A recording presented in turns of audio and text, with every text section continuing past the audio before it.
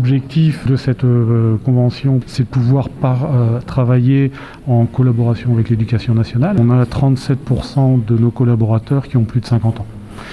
Donc on a un besoin énorme de renouvellement.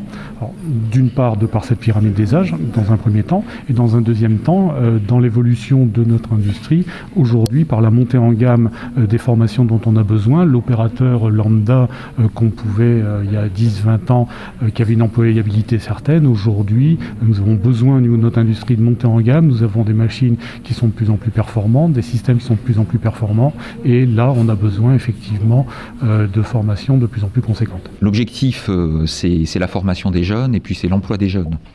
Et c'est le fait d'unir ces forces, d'unir la réflexion autour de nos appareils de formation pour pouvoir ne pas être dans une situation de concurrence entre les apprentis de l'UMM et les apprentis de l'Éducation nationale, mais d'être au contraire dans une complémentarité et une recherche de complémentarité qui permet véritablement sur le territoire, dans un contexte de baisse démographique, de pouvoir former des jeunes qui peuvent ensuite s'insérer dans l'emploi.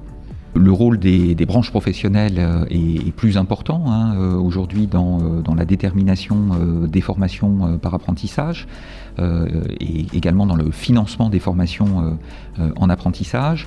L'idée, c'est finalement d'avoir un appareil de formation qui puisse s'adapter véritablement à la demande, s'adapter assez rapidement, faire en sorte que là où il y a des besoins, on puisse monter une formation.